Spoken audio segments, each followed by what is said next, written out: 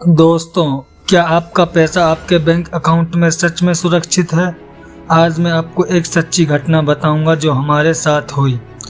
इस कहानी में आप सीखेंगे कि बैंक और सिस्टम के लूप होल कैसे काम करते हैं और आप खुद को कैसे बचा सकते हैं। तो वीडियो को अंत तक ज़रूर देखें, क्योंकि आखिरी सेक्शन में आपको 5 ज़रूरी बचाव के तरीके बताऊंगा।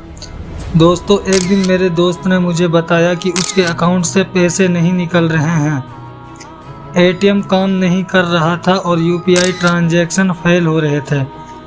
हमने तुरंत बैंक को कॉल किया। बैंक वाले ने कहा, साइबर पुलिस दिल्ली ने आपके अकाउंट में डेबिट फ्रीज लगाया है। मैंने पूछा, क्यों सर, क्या हुआ है? उनका जवाब था, आपके अकाउंट में 5,000 रुपये फ्रॉड के पैसे आए हैं। लेकिन सच ये था कि उसी दिन हमारे अकाउंट में 14,000 रुपये आए थे, ना कि 5,000। मैं हैरान रह गया। फिर मैं साइबर सेल में फ़ोन किया। मैंने तुरंत साइबर सेल की पूरी डिटेल भेज दी कि पैसा कहाँ से आया और किसने भेजा। साइबर सेल का रवैया और सिस्टम का शौक। दोस्तों, साइबर सेल ने साफ कहा कि 5,000 रुपये आपको भरना ही होगा, अन्यथा आपके खिलाफ कोई कार्रवाई होगी। सोचिए, हमने उस पैसे से कभी लेना देना नहीं किया था। फिर मैंने पूछा, सर मेरे पास तो पैसा डायरेक्टली आया ही नहीं। लेकिन उनका जवाब था, हमारा काम सिस्टम के अनुसार है, पैसे वापस करें तभी अकाउंट अनफ्रीज होगा। यही वो सच्चाई है जिसे हर बैंक अकाउंट होल्डर को समझनी चाहिए। अगर किसी स्कैम का पैसा आपके अकाउंट में गलत तरीके से आ जाए तो आप अनजाने में जिम्मेदार न बन सकते हैं। अगर किसी स्कैम का पैसा आपके अकाउंट में गलत तरीके से आ जाए तो आप अनजाने में जिम्मेदार बन सकते हैं। यह सब सिस्टम का लूप होल होता है। दोस्तों, मान लीजिए रमेश ने स्कैम किया और पैसे सलमान के अकाउंट में गए। सलमान ने उन्हें राहुल के अकाउंट में भेजा और राहुल ने उन्हें इरफान के अकाउंट में भेजा। अगर इरफान का अकाउंट फ्रीज हो गया तो इरफान को भी पैसा देना पड़ सकता है, जबकि उसका स्कैम से कोई लेना देना नहीं था। यही है सिस्टम का लूप होल। अगर रकम बड़ी होगी तो डिमांड और भी ज़्यादा बढ़ जाएगी। अब स्टेप बाय स्टेप बचाव के तरीके। दोस्तों, अब मैं आपको बताऊंगा कि आप खुद को कैसे बचा सकते हैं। सारे पैसे एक ही अकाउंट में नहीं रखें, मल्टीपल अकाउंट खोलें, पैसा बांट कर रखें। अगर एक अकाउंट फ्रीज हो भी जाए तो पूरा पैसा खराब नहीं होगा। बड़े और भरोसेमंद बैंक चुनें। छोटी बैंक्स और कोऑपरेटिव बैंक फेल होने का रिस्क ज़्यादा होता है। बड़े बैंक में अकाउंट होने से सुरक्षा और ट्रस्ट दोनों बढ़ते हैं।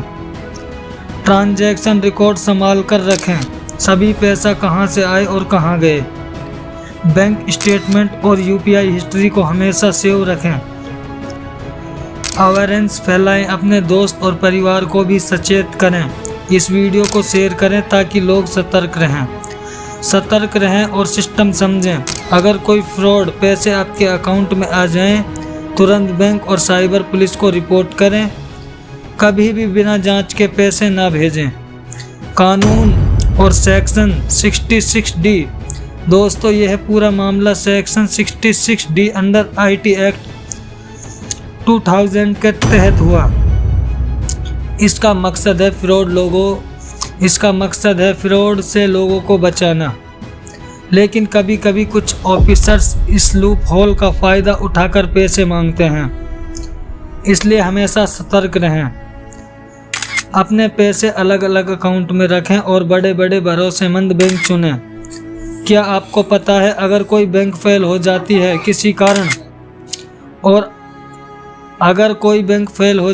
किसी कारण और आपके उसमें कितने भी पैसे हैं, 10 लाख या 20 लाख, तो आपको मैक्सिमम 5 लाख तक ही मिल सकते हैं, वो भी इधर उधर जाने के बाद। हकीकत जो आपको जाननी चाहिए। दोस्तों, यह सिर्फ हमारे साथ नहीं हुआ है, यह किसी के भी साथ हो सकता है। अगर आपका अकाउंट फ्रीज हो जाए या किसी स्कैम का पैसा आपके अकाउंट में आ जाए तो सिस्टम के लूप होल के कारण आप अनजाने में फंस सकते हैं। इसलिए सावधान रहें अवेयरनेस फैलाएं और अपने पैसे को सुरक्षित रखें। आखिरी क्वेश्चन दोस्तों, हमारा पैसा बैंक में पूरी तरह सुरक्षित नहीं है, इसीलिए एक अकाउंट में सारा पैसा न रखें। रेप्यूटेड बड़े बैंक्स में अकाउंट खोलें, ट्रांजैक्शन रिकॉर्ड संभाल कर रखें, सतर्क रहें और दूसरों को भी सचेत करें। याद रखें, सतर्क रहना और दूसरों को सचेत करना ही असली सुरक्षा है। Thank you.